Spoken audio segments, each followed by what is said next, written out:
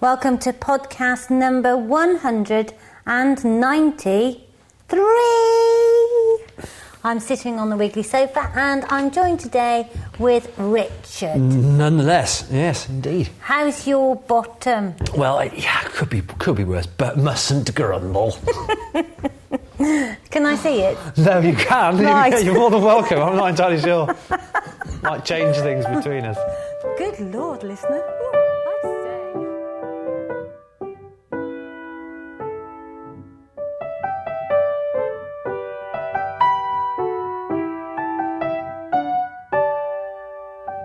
Here we go. Hi, Heather.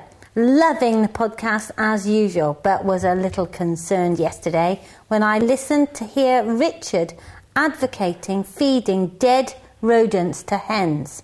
Whilst it was good to hear Richard talking about rodent control, as rats and mice are a potential reservoir for salmonella, to then feed them to hens would not be best practice. And that's bestest from Louise Manning, who, as you probably know, is a poultry expert, especially on hygiene, welfare and cleanliness. So, Richard, hold out your hand.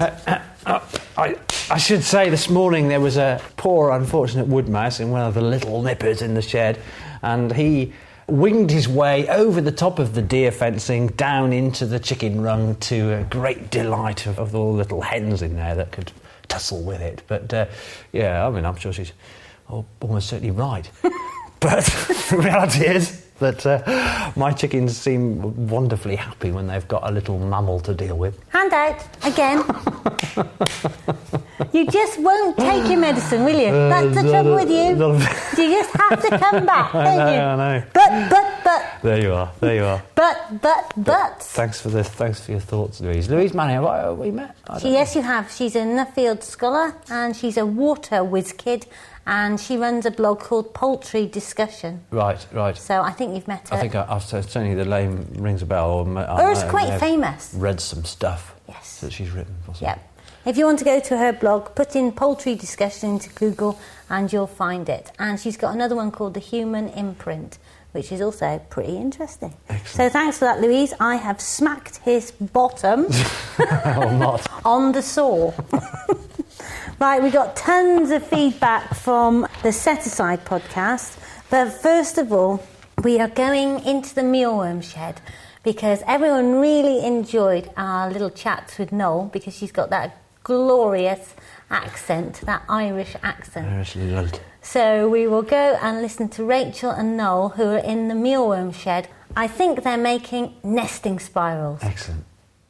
So hello, Noel. Hello, Rachel. What are we doing in your shed today? We're making some spirals for the birds. So we put some hay and straw in, and then lamb's wool, the brown and the white.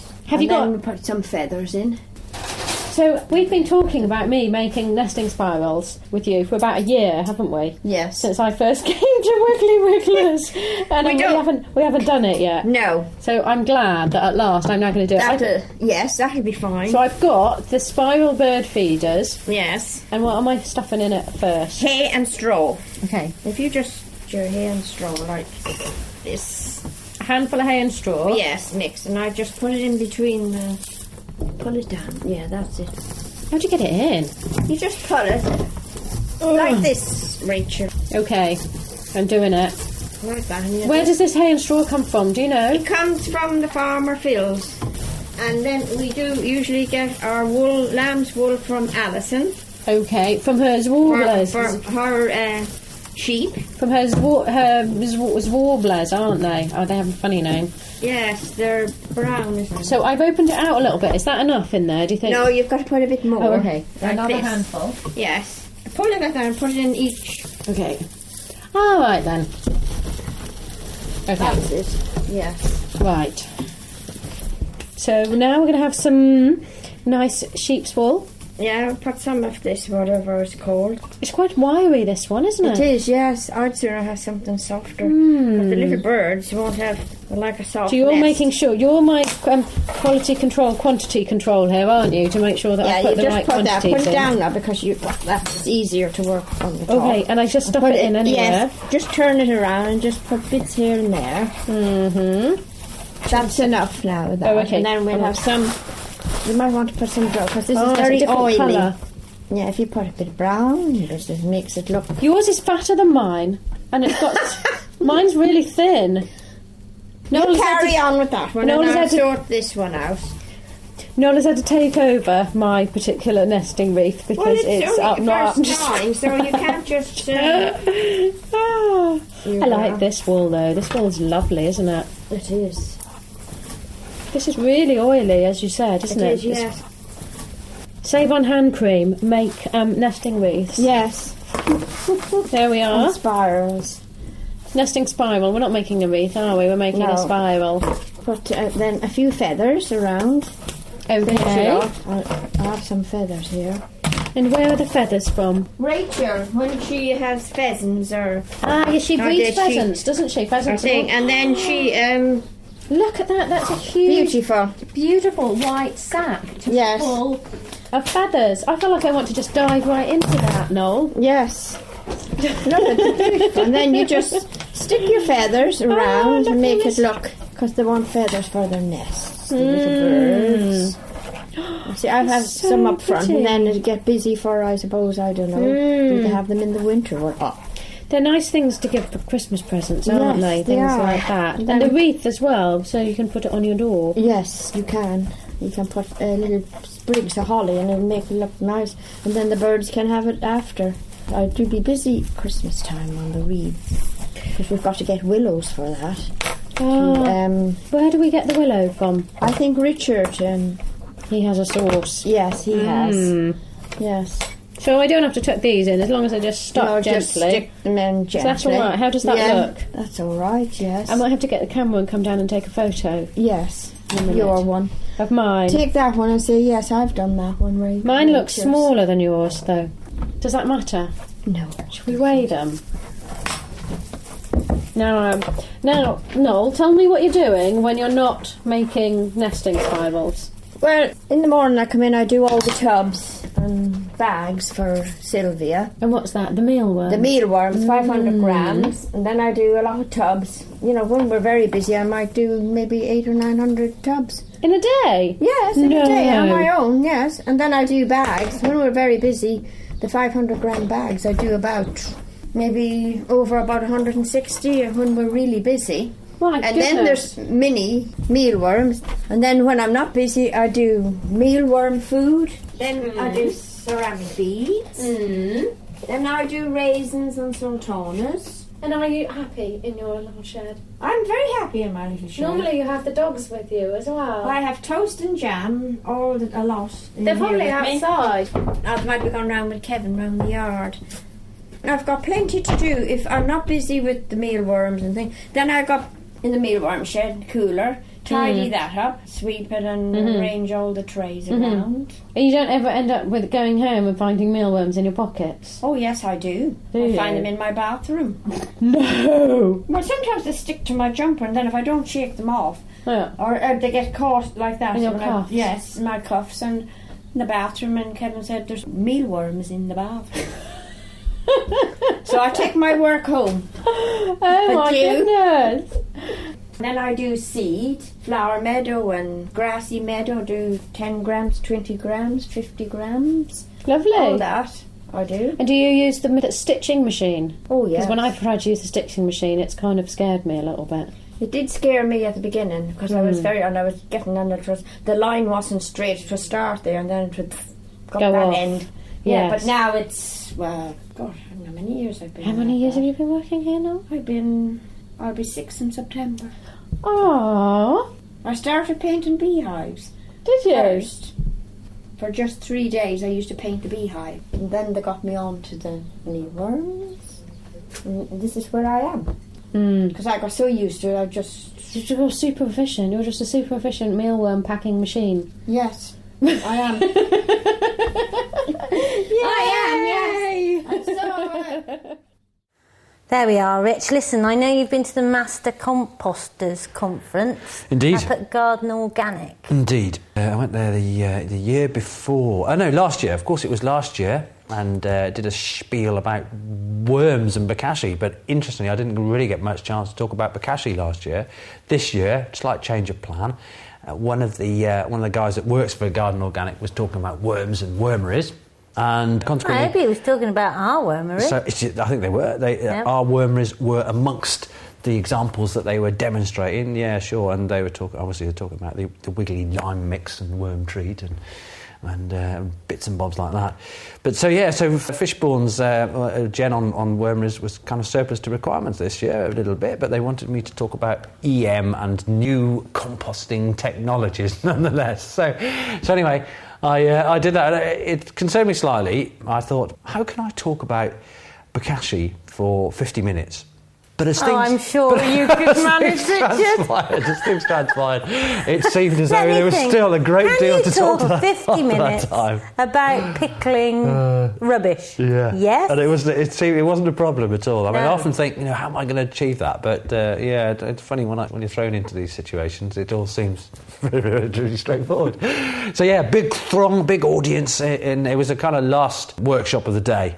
I imagine people would be waning somewhat, having Who was the audience then? Master composters. Well, Garden Organic, in association with various other mainly charitable bodies, run a sort of a master composting initiative where they quite literally enlist volunteers and train them to go out into the wider communities and talk about composting, to essentially to engage people and encourage them to compost all their food waste. That is so cool. It is. I think probably one of the coolest things is that the people that are there are genuinely nice folks and hugely enthusiastic about all things composting like. And it was a funny thing is when I was when I was mid-flow, I thought, right, I'm going to have to say something funny now because I was, feeling slightly mischievous. So when someone asked me about what I do with my compost, I said, I tend to do my compost. I mean, I'm possibly not as enthusiastic about compost as you guys. Everybody went, Richard! I scolded again. And I said, well, chuckling that I do, in fact, tend to only harvest the compost from my conventional bins once a year, and it's usually to mulch around the sweet corn because the sweet corn tends to, in proper summers, need to keep the moisture around its feet. So anyway, that was that, and it was quite entertaining, really. So yeah, it was good talk. It gave me the chance. And interestingly, there was one guy in there that was in the audience who was very cynical about EM and wanted to pick me up on a few things, which I find I enjoy that because it gives you the opportunity to sort of rise to the occasion a little bit. He was quite cynical about the applications of EM, but mostly based on the fact that there's very little information out there. And his reasoning for the fact that there's very little information out there is that negativity, it tends not to be publicised. So he was assuming that actually EM was being bigged up in many respects. I sort of threw the gauntlet really and suggested that as a scientist, which he said that he was, he could go out there and spend some time scrutinising EM and its applications and then come back next year and say whether or not it was truly a good thing or not. But I mean certainly our experiences of EM are pretty wonderful, really, and people that tend to use it really like it, don't they? Bokashi, Yeah, I mean, the thing is, it does exactly what it says is on the tin. It does, really, doesn't it? Because the thing is, if you don't use it, you get some gungy, horrible stuff, and if you do use it, you get some gungy, horrible stuff. But it says that, but you can tell it's completely different because of the smell. Yeah. I just think of it like pickling onions, because then I can get my head around it, because it looks the same, but it's totally different after you've pickled it. Yeah, you're absolutely right. That's a simple folk explanation, sure. But I'm happy with that. And we sponsored a cake which looked like a can of worms. Any good? It tasted very, very sweet indeed. It was very, very tasty. It was far tastier than you can imagine a compost cake could ever possibly be. If you want to see the compost cake, it's on Facebook. Thanks to Gwen Powell, who is also at the event, who is a Facebook groupie, who is going to be our guest blogger for next week, all about Master Composters event. So if you want to read about the Master Composters event, go to wigglywigglers.com podcast@blogspot.com, and Gwen will be writing. Maybe she'll give us a review of Ricardo's workshop. Was she there, do you think? She was there. She was there. Didn't she make herself known? Introduce herself? No. Well, maybe she did. I don't know. There's one particularly attractive woman that did come up to me at the end of the dark hair. That's her. Is that her? Yes. Ah, yes. No. She's very fine. Moving on, let's go out to... We got behind the scenes at Wiggly Wigglers today, and we're going to be introduced to our new customer service birdie, our lovely Nicole. We have a new addition to the Wiggly Wigglers office team, and that's Nicole. Hello. How long have you been here now? Because you're not that new at all, are you, really? 4.5 weeks now. Goodness, and how are you finding it? Yeah, it's really good. Good. And so where did you come from before you were here, Nicole? We've moved from Lincolnshire about 3 or 4 months ago now. So one of the things that you have to do when you're answering the phones at Wiggly Wiggler is answer lots of questions about wormeries. Yeah. Are you becoming an expert on worms? Slowly but surely, yes, I definitely am. Tell me, what is the most common question asked about wormeries? My worms have ended up in the sump at the bottom of my wormery. Oh no. Mm-hmm. Do you know what? My worms have ended up in the sump as well. Have they really? That's not good. You need to add more dry material, more shredded paper and more shredded cardboard. So why have they gone into the sump though? Because it's too wet. And they know from nature that if the soil's too wet, if they burrow down further, it will dry out for them. Ah. And because they breathe through their skin, they can't breathe when it's too wet. They drown, don't they? They do, unfortunately. Ah. And it's really wet at the moment. That's true. So you need to put some covers over the top. What do you recommend? A wormery rain cap would be ideal as it fits on properly and securely. Excellent! And do you have your own wormery yet, Nicole? Not yet. I'm currently boring my husband to death with wormery facts and figures, so yeah. Oh, really? Eventually we'll get there, I'm sure. Is he keen on having a wormery? As long as I look after it myself, I think he'll be fine. Yeah, actually, when he puts things in the bin, he keeps saying, that could go in a wormery, couldn't it? So he's catching on. So you're training him before you even getting the wormery? Jolly good. Yeah. Well, thank you for talking to me really briefly. Thank you very much. Jolly good. Rich, we've got a new podcast review on the American iTunes. I'm going to get you to read it out there we go. straight away. That big bang was Richard's tea. Yeah, so throwing my tea out of the glass top. Anyway, if you would possibly go to your iTunes store and put a review up, we would be eternally grateful, and then we'd read it out on the show, and you'd go, as you were commuting on the bus into London, you'd go, oh, it's me! Rich. Okay, here we go. Highly recommended.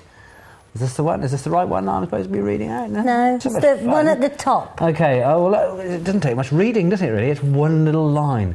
I look forward to hearing all about it, by Générec.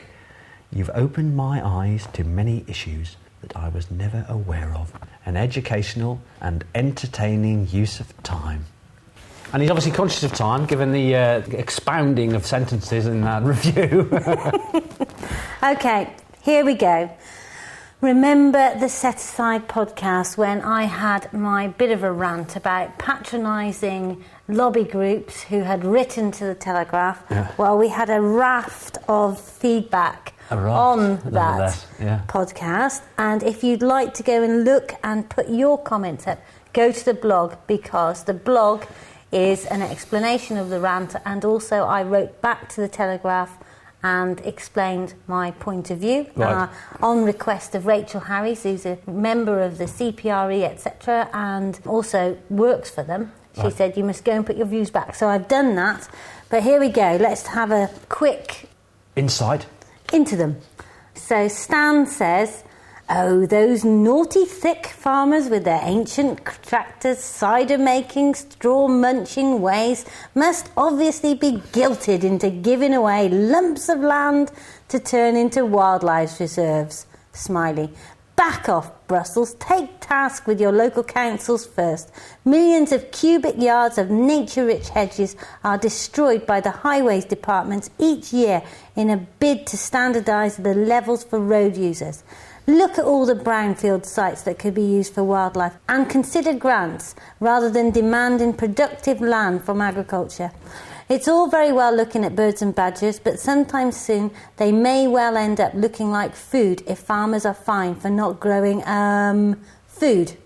There's an abundance of land that is meteorologically challenged or could not be developed for housing, but given to nature. There's plenty of farmland that could be adapted for the bribe of a subsidy, but not X percentage of every farm. That's plain silly. This is not France, smiley. And that's from Ross, the restaurateur. Leaf have said, thanks for getting the thoughts and the records straight out there. So that's linking environment and farming. Thank you very much for that. Here we go. This is from David Powell in Devon, southwest England. Doesn't read as patronising to me, Heather. Just an assertive statement of their collective view. It's in the Daily Telegraph, not the Farmers Weekly, to maximise political impact. I said, well, we're going to have to agree to disagree on that one. And he says, thanks, Heather. I'd heard it when I tweeted. I just cannot see the slight that you perceive, but it clearly lit your fuse wire. Here we go, from Nadine. Thank you, Nadine. I listened to Oh, you read this one. My God, yeah, that's right. I can read the one that says 100 pages long. Actually, I'm going to put this one up on the blog, but what she says is, I listened to podcast 191 this morning on the bus. Yes, another commuter who thinks your podcast is a breath of fresh air, and it didn't annoy me. I agree with you on most of it. The letter was patronising, but you seem, very sweetly, to assume that all farmers are good blokes, and most are, like Farmer Phil, Tim and the others you mentioned, the Watson family from Riverford, who even inspired other farmers to follow their example. I was a customer while living in the UK. But there are bad eggs, and she can think of two types. There's ones that are cruel, and there's the agribusiness. She says she wishes all farmers were like Farmer Phil, Guy Watson, etc. I expect you do too, Rich. Oh, yeah, that's right, I do. Then we wouldn't need any... Gosh, wouldn't the world be such a wonderful place if all farmers were like Farmer Phil?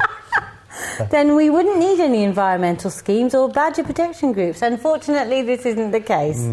Hope I didn't depress you. I certainly managed to depress myself. With your permission, I'll email you, Nadine. I'm going to put that up on the blog because it's got some really good points in there. I'm going to put that up on the blog, but better still... Phone in on the farm phone, 01981 500 930, and you can have your voice on the podcast. We'd love to have you on. That would be fun. Great stuff. So brilliant feedback then, really, on the quiet. Fantastic, yeah. Mostly very positive towards farmers, so I think that's quite cool because, we're farmers. But I just think it's amazing to be able to get another point of view out there. Two people that are probably members of all these brilliant groups to be able to change the mood from within. Yeah. Because nobody is saying from Wiggly Wigglers that the RSPB aren't completely valid, but sometimes I think they have a different point of view to me. Yeah, I'm pretty sure that's exactly the case. Right, OK, let's go for a Monty cast, and then we're going straight to Monty, who's doing his summer holiday work at Wiggly Wigglers. Is he? The Monty cast, a weekly fact on wiggliness. In the average beehive, there is one queen, about 50,000 worker bees in midsummer, and a few hundred male drones. Another Monty cast next week on the Wiggly Podcast.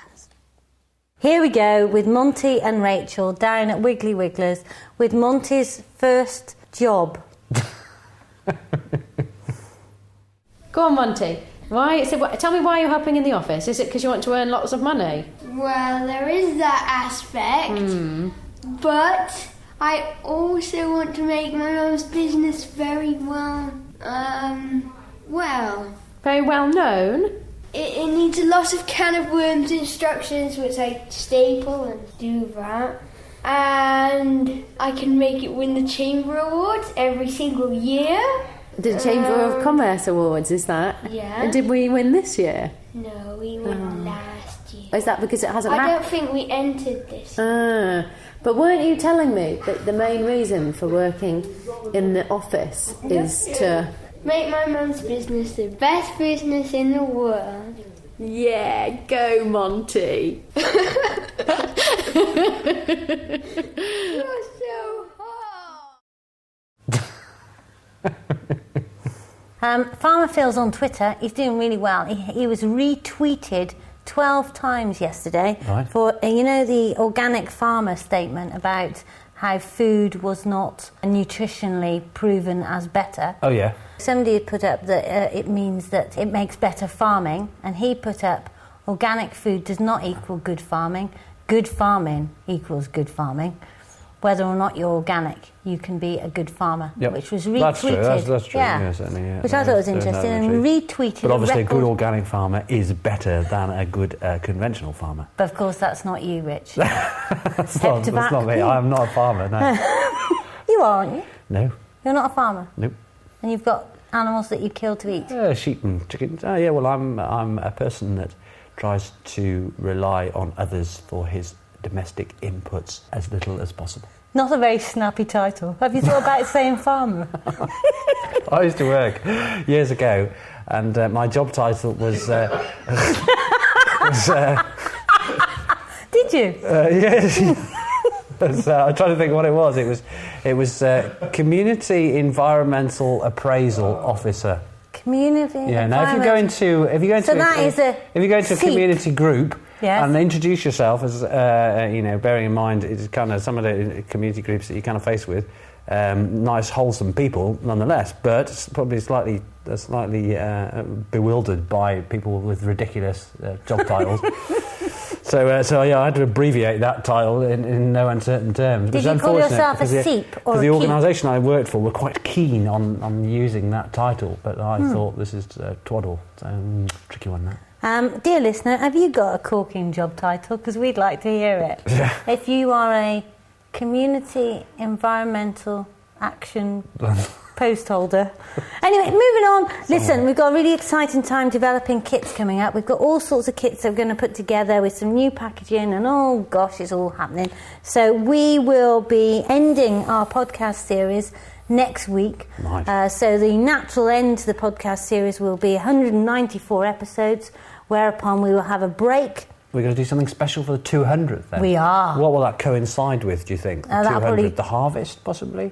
Will it be a kind of revisiting in sort of October time? Don't know, but Farmer Phil this morning is going off for his first day combining. He's late because it's now the 30th of July. He normally starts on my birthday, which is the 25th. He starts work, or and then he has to wait for it to dry a bit. Oh, so he work. I use the word. So he's gone to combine the grass seed in the stony field. Right. So hopefully that will go okay, and there won't be any rain. Has he been mothering much? He has been a bit doing his husbandly moaning to the wife thing of a last thing at night. Yes. About the weather. About the weather, yeah. Yes. Yeah. What does he think? Is it worse than last year? I mean, it does seem on a par with last year, certainly.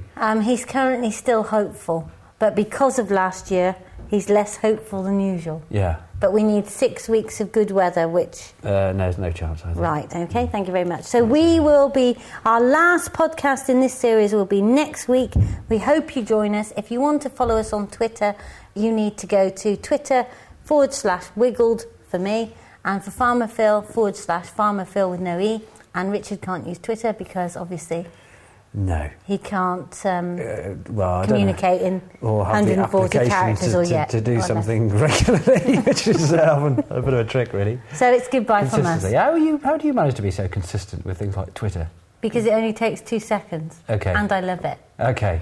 I'm interested in the other people that I'm following because they're fantastic. Right. Well, there you are then. Of course, you wouldn't be interested in that, would you? Goodbye. Bye.